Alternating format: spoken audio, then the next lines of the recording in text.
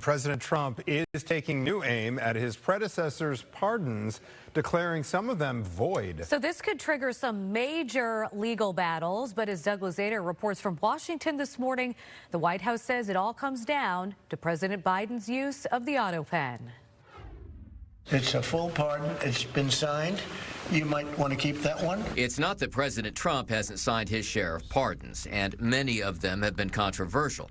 But many of President Biden's, he says, should not stand. Well, the autopen is under investigation. Trump has long railed against Biden's use of an autopen to sign orders and pardons.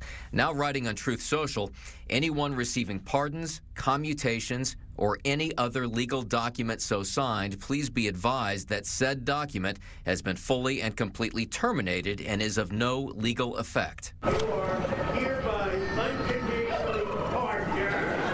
And when President Trump offered the traditional Thanksgiving turkey pardons last month, he drew a distinction over Biden's pardons signed by autopen versus those actually signed by Biden's own hand, including the one for his son, Hunter. No, Hunter's was good. That was the one pardon, Pam, that was good, right? The rest of them are all invalid. And President Biden has previously issued a statement on this, saying, "I made the decisions. Any suggestion that I didn't is ridiculous and false." The Office of Legal Counsel has previously said that presidents can use the autopen. And it's true that plenty of presidents, including Trump, have used an autopen. The Trump White House argues that Biden wasn't always aware. And that is an interesting question that gets into whether those orders could be clawed back at some point. But just sort of, unilaterally clawing everything back is probably not going to happen. All right, so Doug Luzader joining us live to kind of break this down. Doug, any insight on why the focus is just on Biden here and how they might connect the dots between the use of the autopen and Biden being unaware?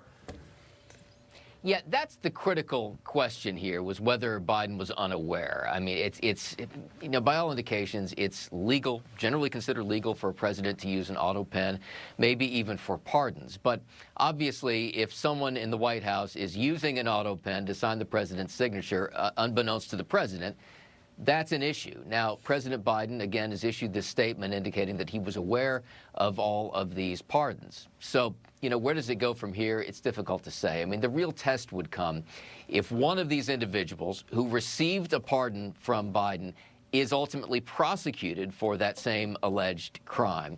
That's where this would really come into play. And one of those individuals I was reading is Anthony Fauci. He never accused of any crime, but kind of like preemptively pardoned by President Biden. So any other people maybe to keep an eye on, Doug, that you can think of?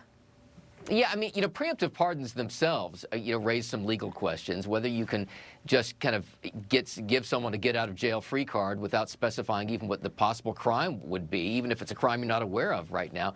That is the kind of pardon that Hunter Biden, for instance, got. The difference there would be that it was clearly signed, the Hunter Biden pardon was clearly signed by the president. Doesn't mean there aren't legal questions surrounding it. But yeah, I mean, there's already been some discussion about potentially trying to prosecute Anthony Fauci, for instance, if that pardon is declared improper, as President Trump has done. Again, this wouldn't happen without some serious legal battles. We will see if anything happens as a result of this. Doug, thank you as always, sir.